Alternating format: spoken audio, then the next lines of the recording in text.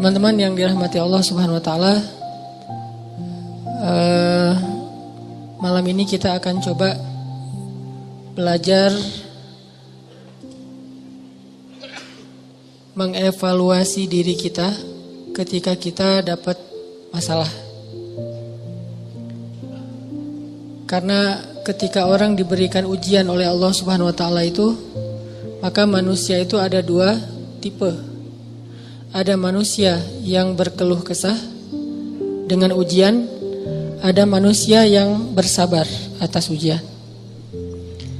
Dan orang yang bersabar ini juga bermacam-macam bentuknya. Ada yang sabar dengan pasrah, ada yang sabar justru dengan memperbaiki diri. Dia bersabar sambil memperbaiki dirinya. Karena dia sadar tidak ada masalah yang menimpanya kecuali ada yang salah dalam dirinya. Tidak ada musibah yang menimpa dia kecuali ada sesuatu yang dia lakukan yang mungkin bukan kebaikan, yang mungkin dosa. Sehingga selain bersabar, sembari bersabar dia mencoba untuk mengevaluasi, memperbaiki diri. Dan ini adalah model orang yang sabar yang paling baik. Sedangkan yang mengeluh juga macam-macam. Ada yang mengeluhkan masalah, ada yang mencari kambing hitam, menyalahkan temannya. Kayak misalnya dia gak lulus satu mata kuliah atau nilainya jelek, dia nyalahin teman kos-kosannya gara-gara teman kos-kosannya ngajak dia main terus misalnya. Padahal itu kan pilihan ya, dia bisa menerima, bisa menolak. Bisa nyalahin mantannya, ini gara-gara saya diputusin, saya nilainya jadi jelek. Ya salah juga sih. Nah ini kan bentuk-bentuk keluhan nih. Ada yang menyalahkan, sampai tingkat keluhan yang paling parah itu menyalahkan takdir, menyalahkan Allah. Ya Allah kenapa saya, apa maunya engkau, dan seterusnya dan seterusnya. Nah malam ini kita akan bahas angle orang yang ketika diuji oleh Allah bersabar dan juga sambil bersabar dia mencoba untuk memperbaiki diri. Dan ini adalah cara yang paling baik dalam menyikapi suatu musibah atau masalah.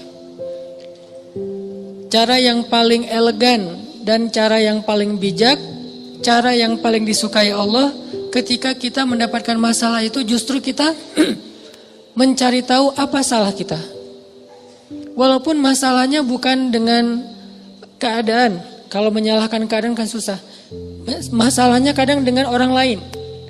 Orang mencela kita, orang berkata-kata tidak baik kepada kita. Ya memang salah dia, tapi tidak akan menimpa ucapan itu kepada kita kecuali memang ada sesuatu yang terjadi dalam diri kita. Ada sesuatu dosa yang pernah kita lakukan.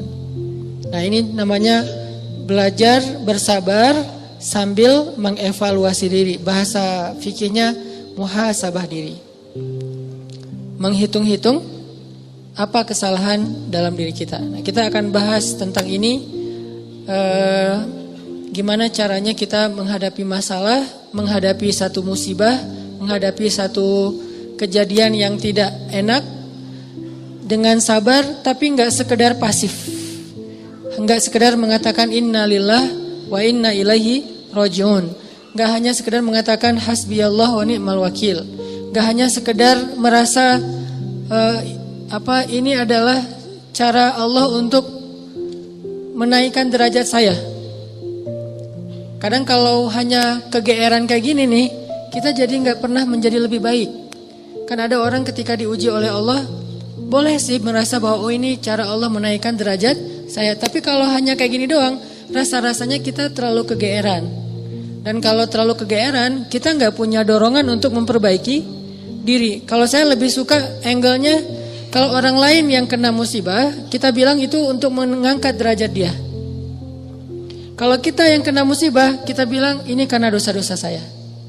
Angle kayak gitu tuh lebih enak, lebih produktif. Daripada dibalik, giliran kita yang kena musibah, kita bilang emang Allah tuh pengen ngangkat derajat saya, makanya dikasih musibah. Agak GR ya. Giliran orang lain kena musibah, lo sih banyak dosa. Nah ini nih, sering ada judgement kalau orang lain. Coba dibalik, judgementnya ke diri sendiri, ke orang lain tuh husnuzon. Ini lebih enak nih. Makanya Hadis-hadis penyebab terjadinya musibah itu kan banyak. Coba kita pilih beberapa hadis, satu kita berikan untuk menilai orang lain, yang lain kita ambil untuk menilai diri kita. Nah ini beda nih standarnya. Kayak tadi, kalau orang lain yang kena musibah, kita husnuzon, Allah lagi pengen dekat sama dia. Kita husnuzon, Allah pengen menggugurkan dosa-dosa dia. Kita husnuzon, Allah pengen mengangkat derajat dia. Kita husnuzon, emang orang yang paling dicintai Allah tuh biasanya dikasih banyak ujian. Gitu husnuzonnya. Kalau orang lain yang kena masalah atau musibah. Jangan, tuh kan, saya bilang juga apa, tuh gara-gara dia dulu zalim sama saya, sekarang dibalas sama Allah. Jangan gitu. Jangan kegeeran bahwa itu kayak karma ya. Gara-gara dia pernah nyakitin kita, sekarang dibalas sama Allah. Belum tentu juga kayak gitu. Kegeeran-kegeeran kita tuh kadang-kadang bikin kita jadi gak pernah belajar. Merasa udah baik, walaupun dalam kondisi yang paling sulit juga merasa udah baik. Begitu dikasih musibah, wah Allah kangen sama saya nih. Harusnya ke orang lain kayak gitu tuh. Begitu dikasih musibah, wah Allah pengen menghapus dosa-dosa saya. Bagus, gak salah. Cuman kalau keseringan, ini namanya GR. Gak tahu proporsional gak kalau kayak gini terus. Harusnya jangan hanya ini, diutuhkan juga dengan satu angle lain, yaitu angle, oh saya ada salah, oh saya ada dosa, oh saya ada yang keliru. Makanya datang musibah itu tidak akan terjadi musibah kepada saya kecuali karena kesalahan saya sendiri. Kan hadis qudsinya kayak gitu. Hadis qudsi kalimat, salah satu dari kalimat hadis qudsi yang panjang, hadisnya itu panjang banget, 1 halaman. Salah satu kalimatnya tuh Allah bilang, hadis qudsi itu kan Allah yang ngomong ya. Cuman captionnya dari Nabi. Gagasannya dari Allah, captionnya dari Nabi. Kalau Quran, gagasan dan captionnya dari Allah. Kalau hadis, gagasan dan captionnya tuh dari Nabi. Nah Allah bilang, kalau kalian dapat masalah, kalau kalian dapat nikmat, janganlah kalian memuji kecuali aku.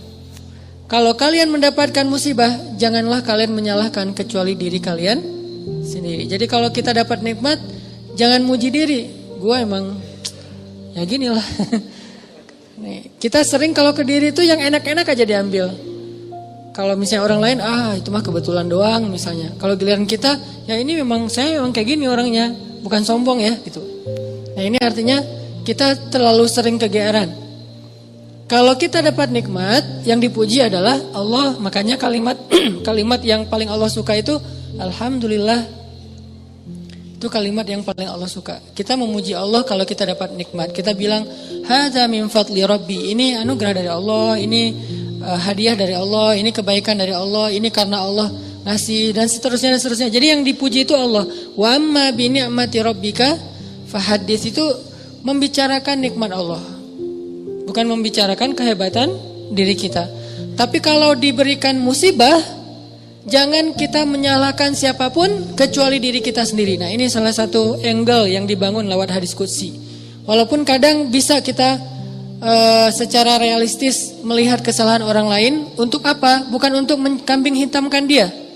Kalau emang dia salah, bukan untuk mengkambing hitamkan. Untuk apa? Untuk menghindar, untuk waspada, jangan sampai kita jadi korban dia lagi untuk kesekian kalinya. Kayak ada orang yang zalim. Gara-gara kezaliman dia akhirnya kita kena batunya nih. Ada orang yang dalam satu tim misalnya gak jujur. Akhirnya kita kehilangan satu proyek, satu usaha kita tuh bangkrut gara-gara dia gak jujur. Memang dia yang salah. Salah satu yang salah itu adalah dia. Dan kita akui bahwa itu kesalahan dia, tapi bukan untuk mengkambing hitamkan dia.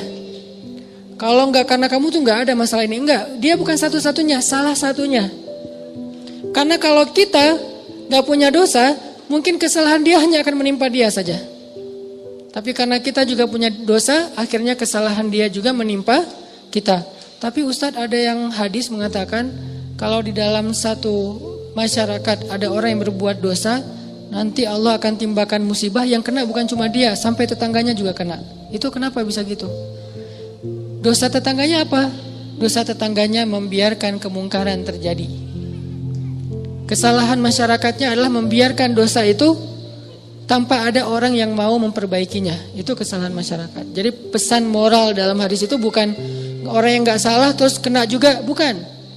Orang yang nggak salah itu kena gara-gara mereka membiarkan kemungkaran itu terjadi. Kalau ada usaha dakwah, Allah nggak akan menimpakan.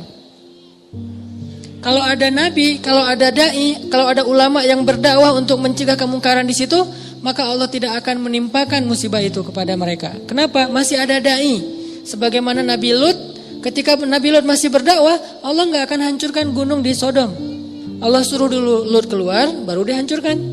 Kenapa? Karena masih ada yang berdakwah. Kalau Nabi Lut tidak berdakwah, walaupun di dalam negeri itu ada orang soleh hidup sendiri dan tidak mau berdakwah, maka Allah akan menimpakan musibah dan mengenai orang soleh. Kenapa orang soleh kok kena padahal dia nggak berdosa? Dosa dia adalah membiarkan kemungkaran. Dosa dia adalah membiarkan kebatilan, tidak berbuat apa-apa. Jadi kita bersyukur juga ada ulama-ulama yang bersuara untuk kemungkaran.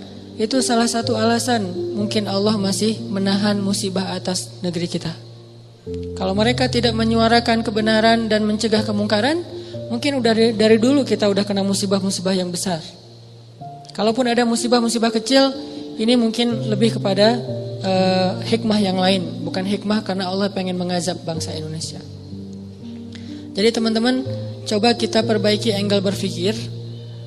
Apa yang harus kita persangkakan ketika orang lain kena musibah, dan apa yang harus kita persangkakan ketika kita yang kena musibah. Kalau kita yang kena musibah, salah satunya adalah cari salahnya di mana nih dalam diri kita. Kalau orang lain yang kena musibah, maka berbaik sangka dengan mengatakan Allah ingin mengangkat derajat dia. Berbaik sangka dengan mengatakan Allah pengen dekat dengan dia.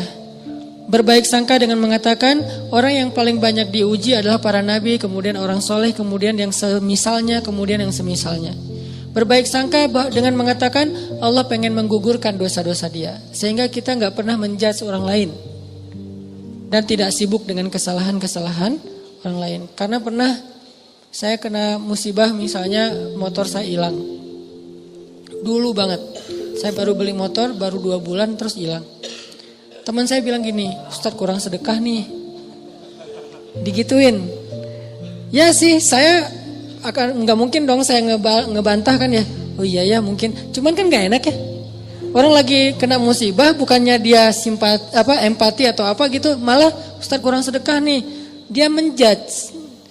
Dan kalau saya kepancing, nggak tahu sedekah saya kayak gimana, kan habis pahala sedekah saya. Udah pahala sedekahnya cuma sedikit, riak pula gara-gara kepancing sama dia, hilang kan, nggak ada manfaatnya kan ya. Dan itu sering loh mancing-mancing kita jadi riak. Kadang-kadang riak kita itu bukan direncanain, bukan gua pengen riak nih, enggak.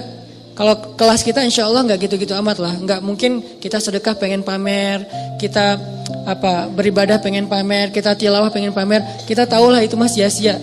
Tapi kadang riaknya tuh muncul gara-gara kepancing sama orang lain. Lo enggak pernah gua ngeliat baca Quran? Wah lo enggak tahu gua di HP ini ada Quran sampai 5 aplikasi loh. Buat apa juga banyak-banyak sama aja isinya. Aplikasi Al-Quran itu ada 5 di sini dan sehari tuh coba lo lihat dan terakhir udah baca sampai surat berapa. Kan kepancing tuh. Riaklah kita gara-gara orang lain atau misalnya taklim atau apalah atau umroh, haji, sedekah kayak gitu-gitu. Ada yang mancing. Lo enggak peduli banget dengan saudara-saudara kita yang di Palestina. Itu di sana tuh ngeri banget lo keadaannya. Lo kayaknya biasa-biasa aja. Lo ngelihat gue main, tapi gue tuh sedekah, gue tuh donasi terus setiap minggu tuh ngirim 1 juta, habis kan? Ini riya yang kepancing namanya. Dan sama statusnya dengan riya yang direncanain, makanya jangan gampang kepancing. Dia ngomong gitu ke saya lagi hilang motor, dia bilang Ustadz kurang sedekah. Kemarin ketinggalan dompet, ketinggalannya di rumah ternyata. Gak tahu kemana dompet, panik gitu kan, soalnya SIM 2 di situ baru dibikin. Udah gitu kartu ATM gitu, terus ada foto anak. Alhamdulillahnya gak ada duit. Tapi kan kartu lumayan tuh, blokir ATM dulu, terus mau ngirim SIM, mau ngurus SIM juga, ngurus KTP, apalagi sekarang lama ngurus KTP-nya, masa kemana-mana saya mau bawa surat gitu, nunjukin kan naik pesawat, males banget kan ya, gak keren kalau gak ada kartu teh. Kemana-mana mau check in pesawat, tunjukin kertas.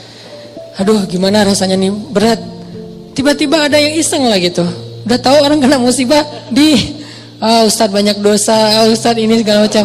Iya sih, emang banyak dosa, tapi nggak usah diomong-omongin kan gitu ya. Jadi malah karena kita juga udah muhasabah diri lah, ketika kita dapat musibah kita langsung introspeksi diri, nggak perlu digitu-gituin. Kadang kita ke orang lain tuh gitu teman-teman. Dia mungkin udah sadar, atau nggak usah orang lain, keluarga sendiri, pasangan kayak gitu juga. Oh kayaknya kamu tadi gara-gara kamu tadi ngomongin dia, makanya jangan digituin. Udah aja bab ngomongin orang lain, itu bab yang berbeda. Jangan dikait-kaitkan sehingga kita menjudge orang lain kena musibah gara-gara dosa yang baru saja dia lakukan. Ini kurang bijak. Yang bisa mengatakan ini hanya orang-orang tertentu seperti para nabi, terus ulama-ulama dengan level tertentu. Kalau kita dengan teman, jangan ngambil peran sebagai ulama. Beda. Kalau kita sebagai teman, ngambil peran ya cuma teman doang. Empati, peduli, bantuin. Kalau ulama kapasitasnya emang menasehati. Ulama itu kapasitasnya emang mengeluarkan fatwa, bahkan menjudge, itu hak ulama menjudge. Karena ulama itu sama kayak hakim. Tugas hakim itu adalah menghakim, menyampaikan hukum halal haram, hak batil dan seterusnya. Tapi kita kalau ke teman beda sama ulama. Kalau ulama kayak gitu maklumi, emang tugas ulama kayak gitu. Kalau kita mengambil peran ulama ini nggak bisa dimaklumi, ini agak blunder, agak offset nih kalau menurut saya. Jadi kalau teman-teman ngedengar ada ustadz-ustadz yang di sosial media berfatwa, itu emang tugas mereka. Jangan dijudge juga, nih ustadz ini kurang bijak. Emang gitu. Kalau kita yang kayak gitu, yang namanya kurang bijak. Kalau ulama kayak gitu, bijak tuh. Karena kalau ulama diam, lalu di mana amar ma'ruf nahi mungkar? Kalau ulama diam, lalu di mana dakwah? Kalau gitu saya juga harus enggak. Kalau kita enggak boleh ngomong, mending diam. Karena ketika kita ngomong, kemungkinan salahnya lebih besar daripada benar. Terus gimana? Ya udah bantuin orang yang kena musibah. Jangan dijudge, jangan dihakimin, jangan difatwain. Kita bukan ahlul fatwa. Kita bukan mufti. Kita hanya orang biasa. Kalau mau sekedar watawasau bil haq Ustaz. Ya, watawasau bis sabr juga kan. Kita nasihatnya itu menguatkan kesabaran dia, bukan nasihatnya membuat dia makin jatuh. Lu sih, nah ini bikin jatuh nih. Ya sabar ya, mudah-mudahan Allah dengan modal husnuzon tadi, mudah-mudahan Allah angkat derajat kamu, mudah-mudahan Allah ngampunin dosa-dosa kamu, mudah-mudahan Allah kamu jadi lebih dekat kepada Allah. Ini watawasau bil haq, watawasau bis sabr. Tapi kalau kita bilang kamu kurang ini, kamu kurang itu, kamu kurang itu, ini berarti kita menjudge, menghakimi orang yang sedang kena musibah. Harusnya itu kita lakukan untuk diri kita, bukan untuk orang lain. Beda banget teman-teman angle dalam menilai orang lain dan menilai diri kita sendiri itu beda. Jangan disamain. Yang banyak terjadi terutama di sosmed itu kita memberlakukan yang untuk diri kita berikan ke orang lain, yang untuk orang lain kita ambil untuk diri kita. Itu yang terjadi di balik tadi tuh. Itu banyak banget di masyarakat kita. Yang kayak kasus orang lain kena musibah kita bilang banyak dosa, kita kena musibah kita bilang Allah pengen ngangkat derajat saya. Harusnya dibalik. Kalau dibalik insya Allah kan gak ada perdebatan ya. Gak ada haters, gak ada keributan, gak ada keramaian, gak ada unfollow, gak ada live group, gak ada yang kayak gitu-gitu. Kenapa? Karena semuanya melihat ke orang lain dengan husnuzon, melihat ke diri sendiri dengan muhasabah, dengan mengevaluasi kesalahan sendiri.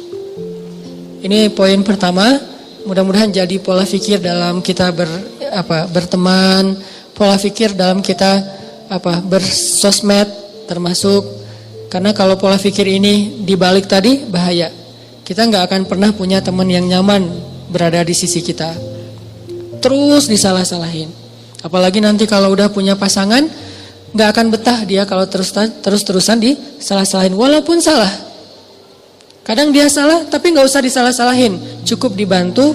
Nanti dalam momen-momen yang lebih normal, lebih enak, baru dikasih tahu.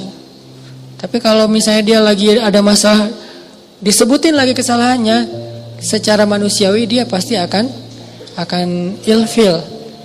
Alih-alih dia nerima nasihat kita malah menjauh, malah jadi masalah baru. Ini angle berpikir.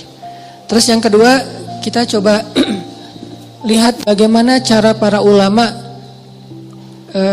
menyikapi atau merespon masalah. Gimana orang soleh dulu ngerespon satu musibah. Orang soleh dulu, kalau mereka dapat musibah, mereka selalu memeriksa pertama hubungan mereka dengan Allah. Itu yang pertama diperiksa. Karena nggak mungkin ada musibah kecuali karena ada masalah antara kita dengan Allah. Kalau hubungan kita dengan Allah itu, hidup kita tuh bakalan mudah banget teman-teman. Tapi begitu ada kerenggangan antara kita dengan Allah, ada gap antara kita dengan Allah, ada kayak kerusakan hubungan kita dengan Allah, pasti jadinya tuh musibah, pasti jadinya tuh masalah.